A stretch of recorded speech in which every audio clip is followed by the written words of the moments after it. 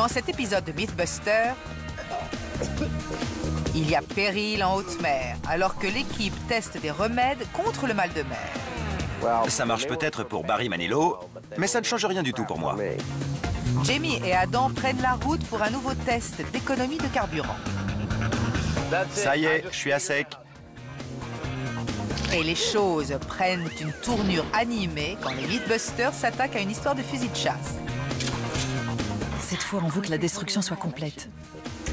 Mettre un doigt dans le canon d'une arme peut-il vraiment vous sauver la vie? Qui sont les Mythbusters? Adam Savage, Jamie Hyneman, Vous allez halluciner. Tory Belleci, Je suis très impatient. Carrie Byron Regarde, son crâne est fêlé.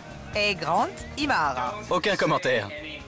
À eux cinq, ils ont plus de 50 ans d'expérience dans le domaine des effets spéciaux. Voilà, c'est ça que je veux. Ils ne se contentent pas de recenser les mythes, ils les mettent à l'épreuve.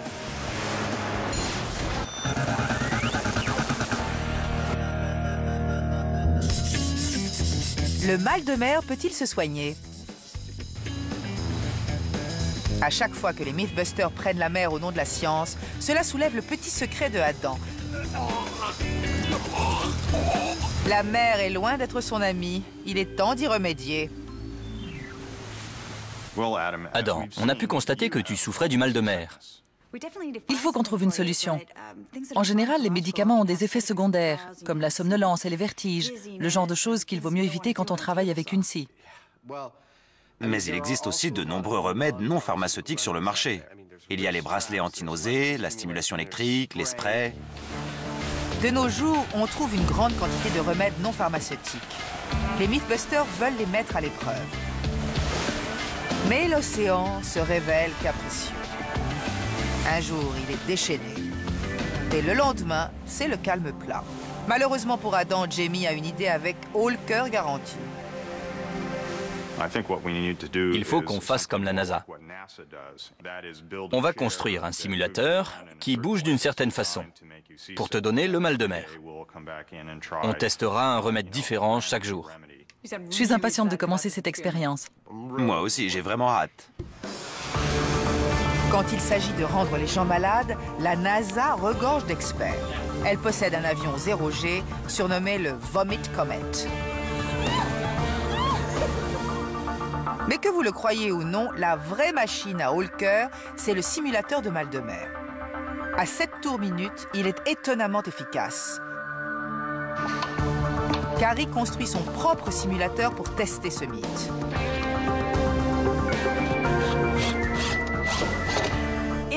Mon simulateur de mal de mer est composé d'une plateforme qui tourne et d'une chaise fixée dessus.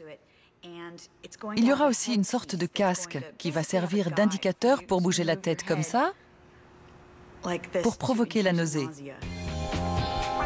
Ce casque, associé au mouvement rotatif du simulateur, devrait rendre des résultats pertinents.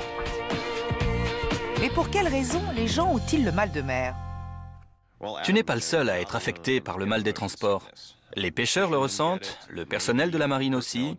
Nos documentalistes ont même découvert que 90% des astronautes de la NASA en souffrent. Ça fait toujours plaisir de savoir qu'on n'est pas seul face à une maladie.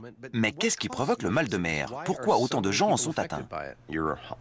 Quand tu es sur un bateau, par exemple, tes yeux te disent que les murs et les meubles ne bougent pas. Mais tes autres sens, ton oreille interne, ton contrôle musculaire et tout un tas d'éléments te disent autre chose. Tu reçois donc un ensemble d'informations incohérentes.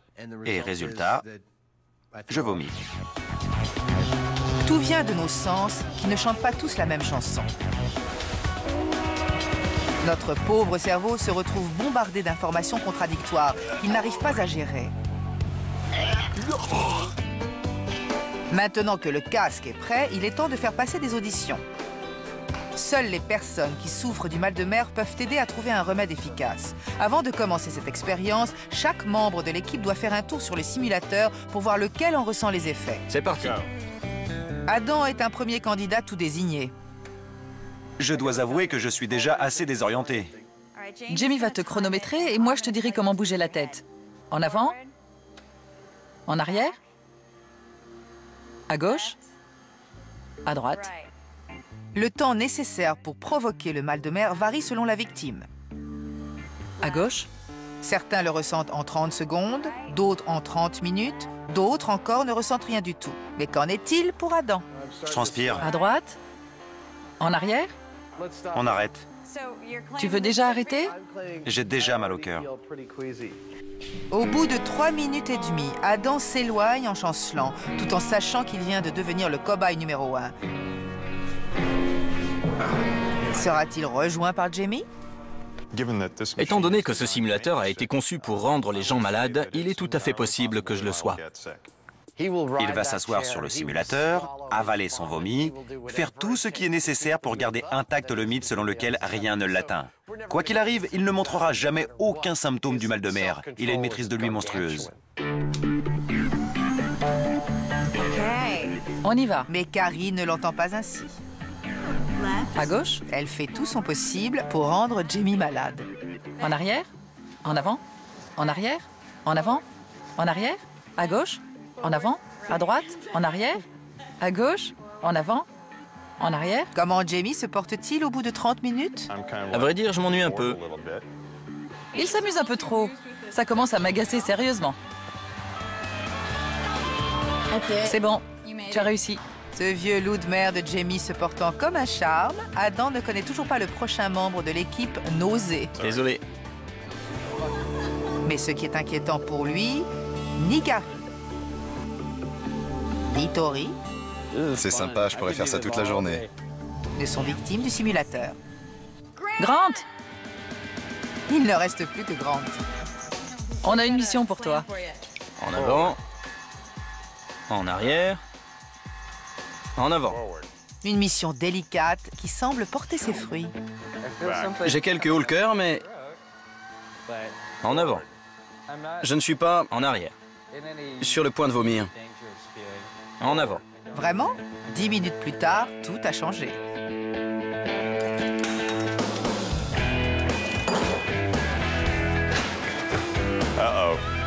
Grant sera donc le partenaire de nausée de Adam.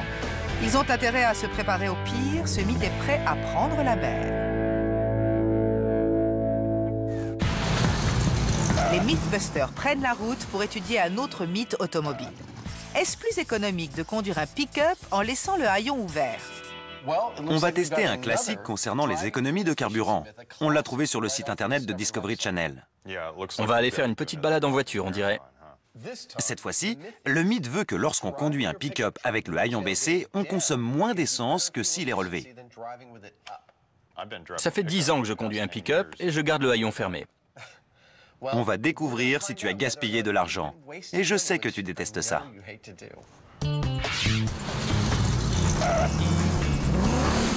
Pour vérifier cette théorie, Adam et Jamie vont aller jusque dans le désert. Et revenir, pour voir lequel d'entre eux tombera en panne d'essence le premier. Les Mythbusters vont conduire 2 pick-up récents et identiques. Chaque véhicule a le même kilométrage, la même pression de pneus. 2,4 bars. Et il transportera le même poids. 102,80 kg. 102,80 kg. Ça devenait urgent. Pour s'assurer que la consommation d'essence sera identique, Grant a mis au point un certain nombre de règles de conduite. 1. Vous devez respecter les limitations de vitesse. 2. Les accélérations doivent se faire au travers du régulateur de vitesse. 3. Interdit de rouler dans le sillage d'autres véhicules, pour ne pas profiter d'un éventuel avantage aérodynamique. 4. Les fenêtres doivent être fermées. Et si vous mettez la climatisation en marche, elle doit être réglée de la même façon dans les 2 pick-up. Des questions? Si le mythe est vrai, le pick-up dont le haillon est relevé devrait tomber en panne d'essence le premier. Et c'est parti! Voilà pour la théorie. Il est temps de mettre cette fable en pratique. Jamie prend les devants avec le haillon fermé.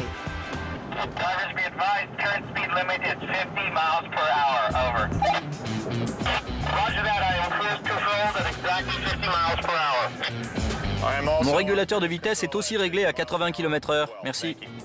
Adam et Jamie sont loin d'avoir fini. Passons à un mythe plus explosif. Est-ce que mettre un doigt dans le canon d'une arme peut vous sauver la vie? Je vois que vous êtes encore allé fouiner dans l'armurerie. Vous préparez un mauvais coup ou c'est pour tester un mythe? On a choisi un projet sympa. C'est un classique qui sort tout droit des films de science-fiction et surtout des dessins animés. C'est le coup du doigt dans le canon. L'idée, c'est que si quelqu'un vous menace d'une arme, vous mettez un doigt dans le canon. Quand la personne fait feu, votre main est miraculeusement sauvée. L'arme explose en blessant, voire en tuant, le tireur. Des armes, des dessins animés, quelques explosions. Ça a l'air marrant. C'est un classique du dessin animé. Qui sont les Mythtoons? Heinemann le chasseur Fais coin-coin. et l'écureuil Savage. Il me manque un sourcil?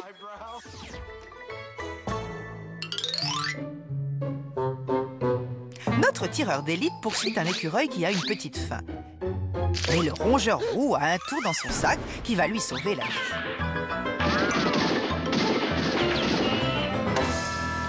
Confronté à une mort certaine, il bouche le canon du fusil et le plan du chasseur se retourne littéralement contre lui. Mais ce mythe est-il limité au dessin animé? Ou cela peut-il vraiment arriver? Alors, comment vous comptez faire ça? Vous allez acheter des armes et boucher le canon pour voir ce qui se passe? Je crois qu'on devrait commencer avec un fusil de chasse. C'est l'arme qu'on voit le plus souvent dans les dessins animés. Et on va avoir besoin d'une main. Je pensais faire un moulage en gel balistique en y insérant un squelette de main pour le rendre plus rigide. Il faut aussi qu'on découvre ce qui arrive au tireur si jamais l'arme explose. Donc il va nous falloir un buste. Ça me semble bien. Au travail. Ils vont commencer par fabriquer le buste du tireur en gel balistique. Puis ils l'installeront derrière un fusil de chasse. Ils boucheront ensuite le canon avec un doigt artificiel, feront feu pour voir qui s'en sort le moins bien. Tout le monde se met au travail. Tori, tu peux me donner un coup de main? Je t'écoute. En fait, j'ai besoin de ta main pour faire une main en gel balistique. Donc tu as besoin d'un coup de main. J'ai besoin d'un coup de main pour ma main. Tori prête main forte à Carrie pour fabriquer un doigt en gel balistique.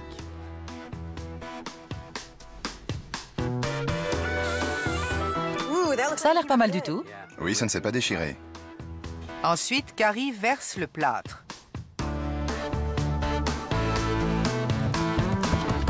Pendant qu'elle fait disparaître les bulles, Tori et Grant décident de prendre une tête d'avance. Grant va servir de modèle pour le tireur. Et c'est-il vraiment ce qu'il attend? Je n'ai jamais servi de modèle. Mais pendant les 12 années environ où j'ai travaillé pour Lucasfilm, j'ai joué tout un tas de personnages en costume et j'ai été enfermé de la tête aux pieds dans de la fibre de verre. Alors je crois que ça va être du gâteau à côté. C'est vraiment une sensation étrange.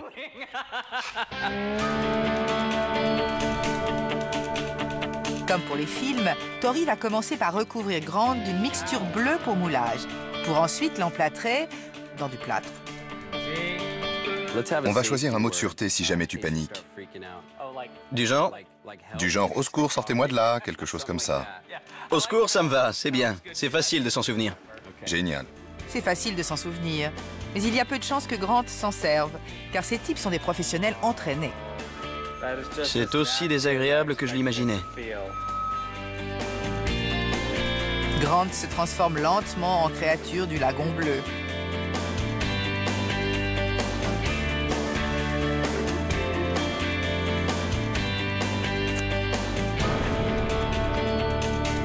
Comment ça va là-dessous? Je ne suis pas sûr d'avoir bien compris. Si ça va, grogne 2 fois. Je crois que ça va. Après la créature du marais, Tori change de genre et nous rejoue le retour de la momie. Ça fait vraiment peur de ce côté. Pour Grant, ça devient vraiment inconfortable. Le bandage en plâtre est froid, lourd et il ne laisse pas du tout passer la lumière. De plus, une des pailles est tombée de son nez. C'est donc maintenant que Grant risque vraiment de paniquer. Par chance pour Grant, ce n'est pas la première fois que Tori fait ça. Une fois, j'ai dû recouvrir les jambes d'une actrice. Je faisais un costume de sirène. C'est sans doute l'une des fois où j'ai été le plus nerveux, parce qu'elle était très jolie. Je ne la connaissais pas, et il fallait que j'applique le plâtre à certains endroits, donc je faisais très attention. C'est fini mon vieux, t'es prêt à sortir? Pour Tori, plus la peine de tourner autour du pot. Il est temps de sortir Grant de là. Je n'arrive pas à l'enlever.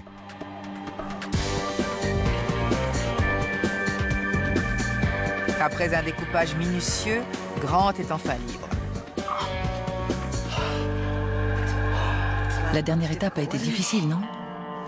Grant suffoque comme un poisson hors de l'eau, mais à l'inverse du dit poisson, il survivra. Une des pailles est tombée à peu près à la moitié de l'application de l'alginate. J'ai failli demander d'arrêter, mais je me suis dit qu'au point où on en était, je pouvais continuer avec une seule paille. Ça a été difficile, mais ils ont réussi. Pendant que Tori prépare une version en gel balistique du buste, Grant est remercié pour son courage en allant faire un tour au stand de tir de la police. Il a l'air tout excité.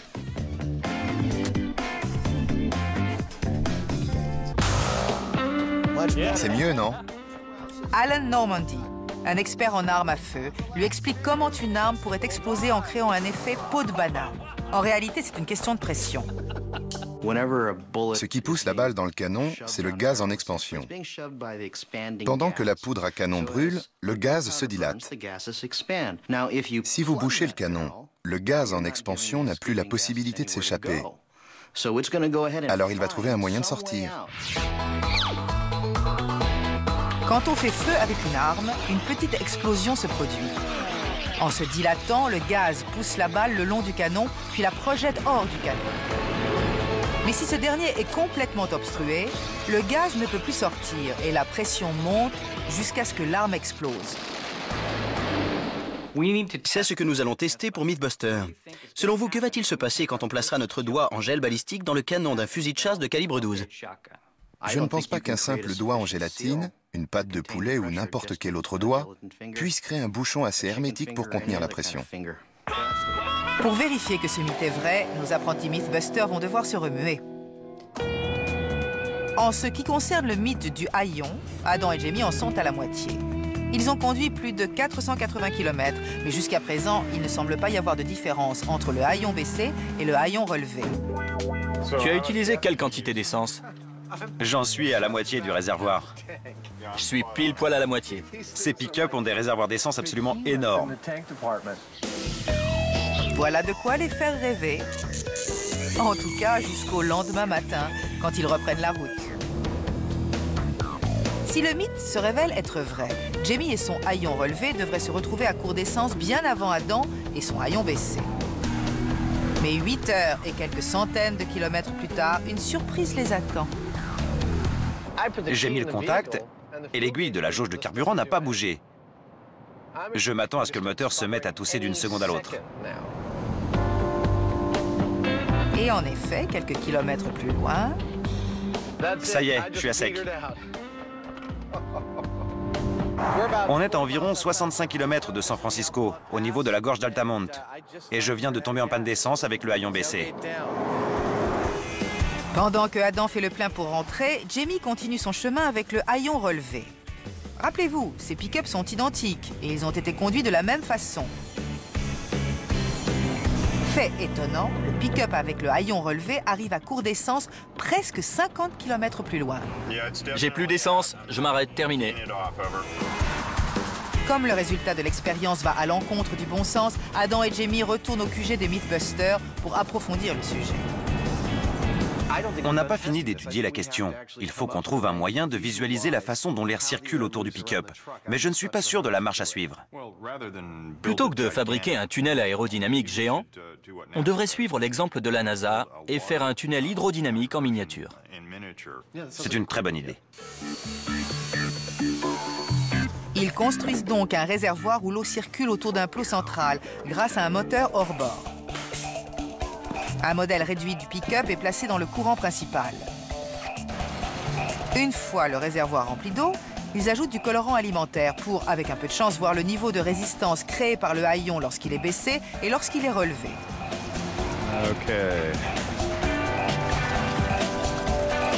Ça devrait fonctionner. Mais alors que Jamie rajoute de plus en plus de colorants alimentaires, on ne peut pas dire que le résultat soit très évident. Le colorant semble passer au-dessus du pick-up, que le haillon soit ouvert ou fermé. Même avec la caméra grande vitesse, il est impossible de discerner le moindre schéma de turbulence ou de résistance. Mais qu'espérait-il vraiment? Selon les constructeurs de ces pick-up, une sorte de coussin d'air se forme derrière la cabine quand le haillon est relevé. C'est ce qu'on appelle une bulle de séparation, ou si vous êtes un fou de science, un tourbillon isolé. En fait, la bulle de séparation fait tourbillonner l'air plus lentement, ce qui empêche l'air plus rapide d'entrer en contact avec le pick-up. Elle fait passer l'air par-dessus le véhicule. En baissant le haillon, la bulle éclate et l'air plus rapide est happé par le plateau du pick-up, ce qui crée de la résistance. Incroyable mais vrai. Avec le colorant alimentaire, c'était assez dur à croire. Adam essaie à nouveau, cette fois avec des flocons d'avoine. Le tourbillon qui se trouve sur le plateau ramène les flocons d'avoine lentement, mais de façon régulière. Et on voit bien que la plupart restent dans cette poche d'air. Cette bulle de séparation insaisissable détourne le vent par-dessus le haillon relevé. Je vais baisser le haillon. On verra bien si ça change quelque chose. D'accord. On peut voir que les flocons se regroupent beaucoup plus vite. Et c'est à cet endroit qu'ils atteignent le point critique, où ils tombent et se rejoignent tous. Le haillon baissé fait éclater la bulle de séparation. Le vent est donc aspiré par le plateau du pick-up, ce qui crée une résistance. Et plus la résistance est forte, plus on consomme d'essence. Je ne vois pas ce qu'on peut faire d'autre. Nos propres expériences montrent qu'il vaut mieux rouler avec le haillon relevé que baissé pour consommer moins d'essence. Je l'aurais jamais imaginé. C'est vraiment surprenant. Qu'est-ce que tu veux y faire? Je vais attendre la pluie d'emails qui vont nous être envoyés. Donc, le haillon baissé est un mythe bidon. Adam et Grant vont mettre leur déjeuner en jeu pendant que les Mythbusters cherchent un remède contre le mal de tête. Chaque jour, ils testeront un remède non pharmaceutique différent. Le premier est un spray lingual homéopathique. Mes yeux! La posologie est la suivante. Vaporiser sous la langue aussi souvent que nécessaire. Mais 10 minutes et 5 vaporisations plus tard, Grant n'est pas au mieux de sa forme.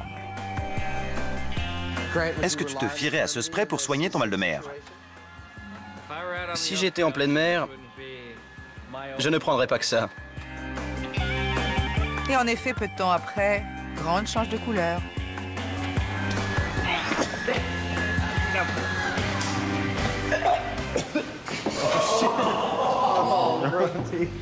Il y a une poubelle devant toi. Ce remède n'est pas très efficace. Apparemment, le spray lingual n'est pas du goût de Grant. Au suivant! Pour Adam aussi, c'est loin d'être une partie de plaisir. Il jette l'éponge au bout de 4 minutes. C'est bon, arrêtez-moi ça. Arrêtez.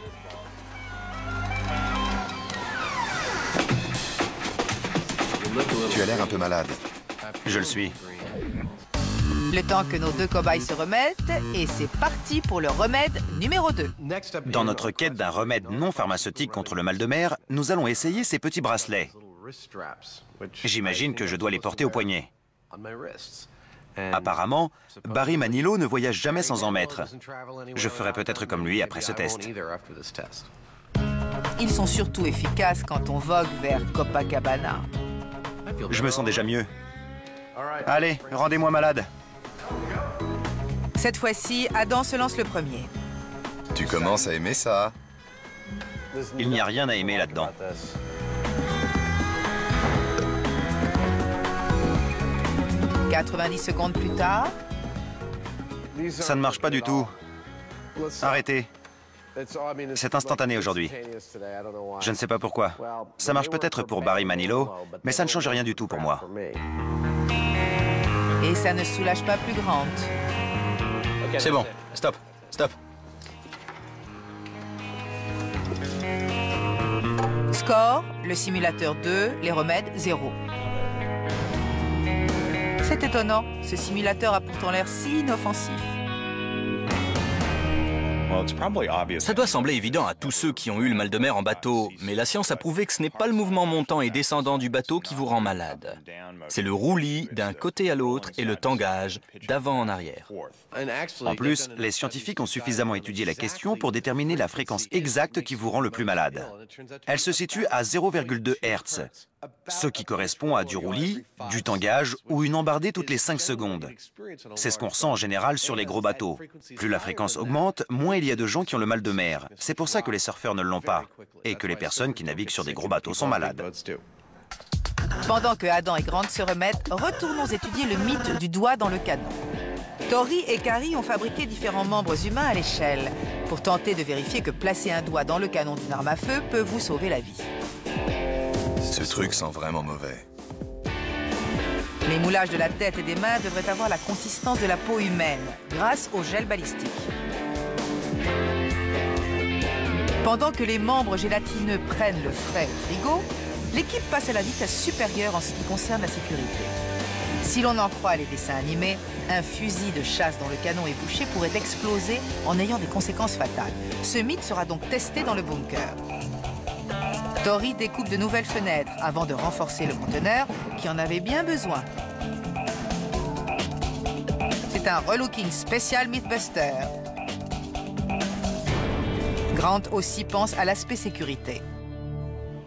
Pour ce mythe, je vais devoir fabriquer un système de mise à feu à distance. Puisqu'il y a un risque que le canon explose, on veut qu'il n'y ait personne à proximité. Grant a mis au point un système permettant d'appuyer sur la détente à distance, ce qui leur permettra de faire feu tout en étant à l'extérieur du bunker. Mais cela fonctionne-t-il? Parfaitement bien. De plus, il bénéficie de 2 Grant pour le prix d'un. Son alter ego en gel balistique est sur le point d'être démoulé. Pourvu que ça marche. Oh! Des têtes vont tomber pour ça. C'est du sabotage. Il s'avère que Grant n'a pas toute sa tête. De son côté, Carrie est loin de réussir haut la main. Le bout des doigts a une texture assez fragile et craquante, alors que le reste de la main ressemble plus à de la gelée molle. Je crois que le mélange n'a pas bien pris. Non, sérieusement? Heureusement, sa seconde tentative est une réussite. Génial! C'est la meilleure que j'ai faite. Regarde-moi ça, elle est super. On voit même le squelette à l'intérieur. Alors que le moment du test approche, il manque à l'équipe une main et une tête. Tori décide de réutiliser d'anciens moulages en gel balistique. C'est plus rapide et aussi plus difficile à rater.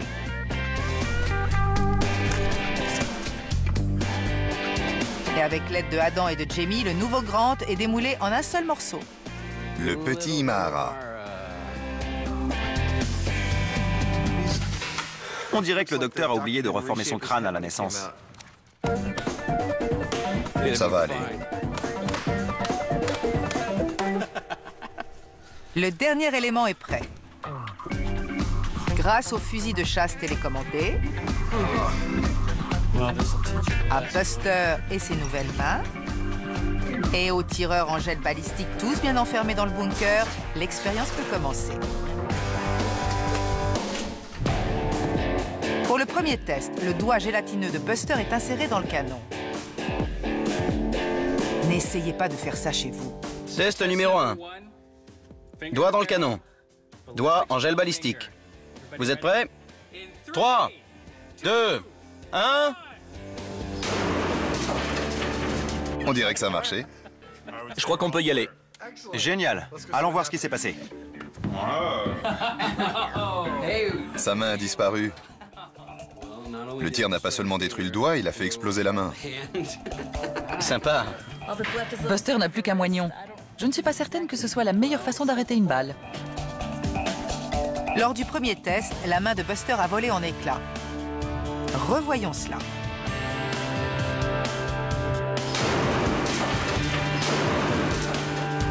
Il y a bien eu une explosion, mais le canon est resté intact.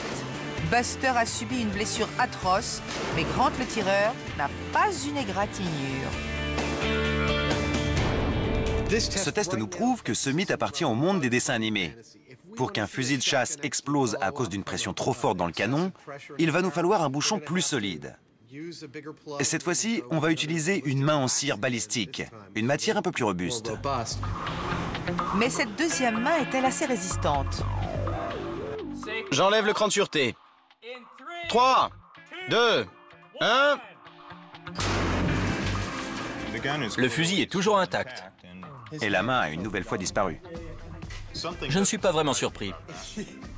Jamie, Quoi? viens voir. Regarde le bout du canon. Incroyable, le canon s'est un peu déformé. Vous avez vu le canon? Génial! On se croirait un peu dans un dessin animé. Il y avait assez de pression dans le canon pour qu'il s'élargisse comme ça. C'est surprenant. Adam est un peu trop enthousiaste. Le doigt a eu un certain effet, mais on est loin des dessins animés. Pour que ce mythe soit vrai, il y a 3 critères très importants. D'abord, il faut que le doigt reste intact. Ensuite, c'est l'arme qui est censée exploser. Et enfin, le tireur doit être blessé ou tué.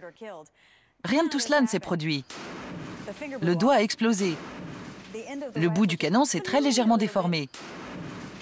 Et le tireur est en pleine forme. Donc, je dis que ce mythe est bidon.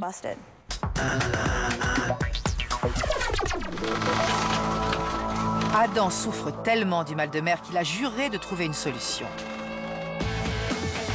Grant et lui sont devenus compagnons de nausée pour tester différents remèdes. Ils ne prennent pas en compte les médicaments habituels car ils cherchent une solution qui n'ait pas d'effet secondaire. C'est au tour des gélules de gingembre. Tu as pris des gélules il y a 1 heure? Exact. Tu es prêt? Oui. Les marins d'Extrême-Orient utilisent la racine de gingembre depuis des siècles. Et elle semble faire effet pour Adam. Aucun signe de nausée? Non. Rien du tout? Ce remède est peut-être efficace. Apparemment, le gingembre a empêché Adam d'avoir mal au cœur. Même l'odeur nauséabonde des tennis de Carrie ne semble pas avoir d'effet. En ce moment, j'essaie de penser à des choses qui me rendent malade, comme quand on vomit, qu'on en a dans le nez et qu'on est obligé de se moucher, ce genre de choses. Mais ça ne me fait rien. Après 25 minutes passées à imaginer les différentes façons d'avoir des hauts le cœur, Adam est tout sourire. Bien joué. Et il en est de même pour Grant. Il passe 30 minutes sur le simulateur sans ressentir le moindre malaise. Le gingembre, en tout cas pour ces deux-là, a passé le test avec brio. Le dernier remède non pharmaceutique à être testé est un bracelet qui envoie une stimulation électrique.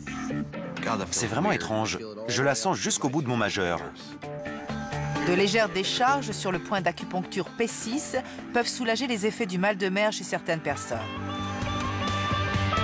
C'est un remède des plus modernes, mais en ce qui concerne Adam, c'est toujours la même histoire. Faut que j'arrête. Stop.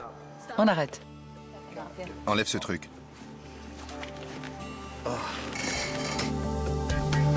Pour Grant non plus, cela ne semble pas très efficace. Au bout de 4 tests, comment nos 2 cobayes se sentent-ils? Je pense au simulateur en venant au travail et j'ai la nausée. Je le décris pendant un dîner et j'ai mal au cœur. Cette chose ne viendra jamais chez moi. J'ignore si on réagit comme ça par habitude, comme les chiens de Pavlov, mais j'avoue que je ne me sens pas très bien, rien qu'en y pensant. On dirait que Adam et Grant sont victimes du vieux problème inhérent à tout essai clinique. Leur cerveau leur joue des tours. Mais Jamie a un plan des plus astucieux. J'ai pas mal réfléchi. Comment peut-on être sûr qu'ils ne se dupent pas eux-mêmes en croyant que les remèdes ne marchent pas? Il y a une technique très simple et éprouvée pour le vérifier. On utilise un placebo. Voilà ce qu'on va faire. On va leur donner un cachet en leur disant que c'est un médicament vendu sans ordonnance. Ils se diront que si quelque chose doit marcher, c'est bien ça. Mais en réalité, on leur donnera quelque chose d'inefficace, comme des vitamines par exemple. C'est malin. Les vitamines sont inefficaces? En tout cas, contre le mal de mer. Cette fois-ci, Adam pense qu'il a pris un vrai cachet, alors qu'il a juste avalé une vitamine. Son cerveau va-t-il faire croire à son corps que ce remède fonctionne, ou sera-t-il aussi malade que d'habitude? Arrêtez, stop. Oh.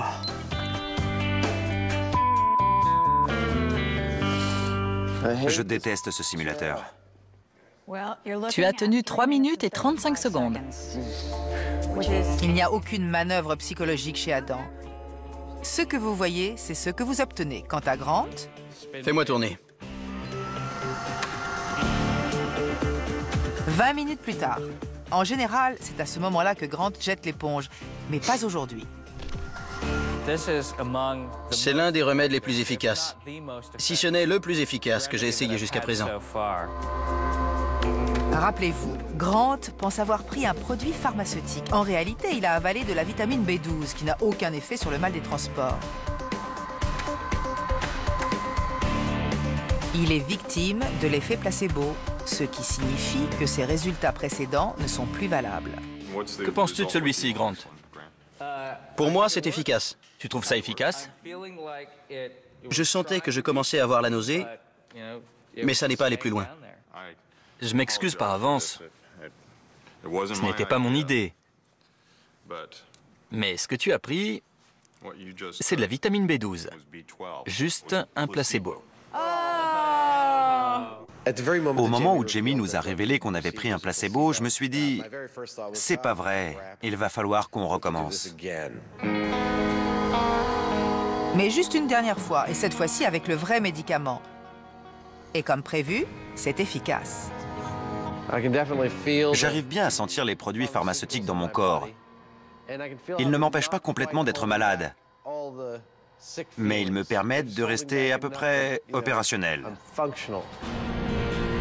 Peut-être pas aussi opérationnel que cela. Désolé, je me suis endormi quelques secondes. Et Grant, au bout de 15 minutes, toujours aucun signe de nausée, mais comme Adam, il ressent les effets secondaires du médicament, la somnolence. Même si je me sens plutôt bien, je ne suis pas vraiment capable de conduire une machine